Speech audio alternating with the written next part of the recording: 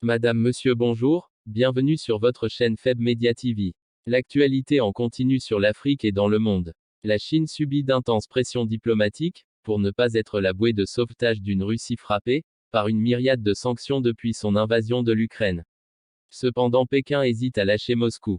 Gel d'avoirs, l'interdiction d'exporter certains produits vers le pays dirigé par Vladimir Poutine, initiative de paralysie du secteur bancaire, fermeture de l'espace aérien européen aux entreprises russes. Les Occidentaux ont frappé plusieurs salles de sanctions. Ces dernières semaines montrent que, selon la notation, l'agence Fitch est désormais au bord de la défaillance. Isolée et aux prises avec une chute des taux de change, Moscou s'est tourné vers son voisin chinois, pour une aide économique et militaire, selon le quotidien américain New York Times, qui cite des responsables anonymes.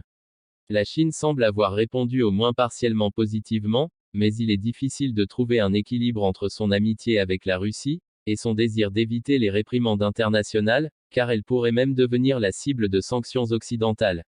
Les États-Unis ont exprimé lundi de profondes inquiétudes, quant à ce qu'ils considèrent comme l'alignement de Pékin sur Moscou, après une rencontre à Rome entre Jake Sullivan, le conseiller américain à la sécurité nationale, et Yang Jiechi, le haut responsable du Parti communiste chinois PCC, appelle la diplomatie.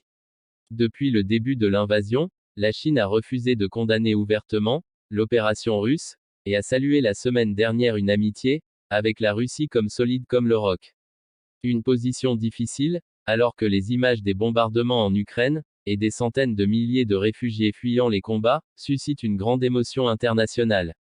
Le chef de la politique étrangère, de l'Union européenne UE, Josep Borrell, a déclaré qu'il s'était joint à d'autres capitales occidentales, pour exhorter Pékin à utiliser son influence significative sur Moscou pour obtenir un cessez-le-feu. Pourquoi la Chine ne devrait-elle pas soutenir la Russie, ou pire saper son alliance avec la Russie? S'interroge Alexander, professeur de relations internationales à l'université de New South Wales à Sydney. Il est peu probable que la Chine change sa position, et cela indique de nouvelles divisions géopolitiques, au niveau international, a déclaré l'expert. N'oubliez pas de vous abonner et surtout de cliquer sur la cloche de notification. Likez la vidéo si ce n'est pas déjà fait. Laissez aussi votre point de vue en commentaire. À bientôt pour une nouvelle vidéo.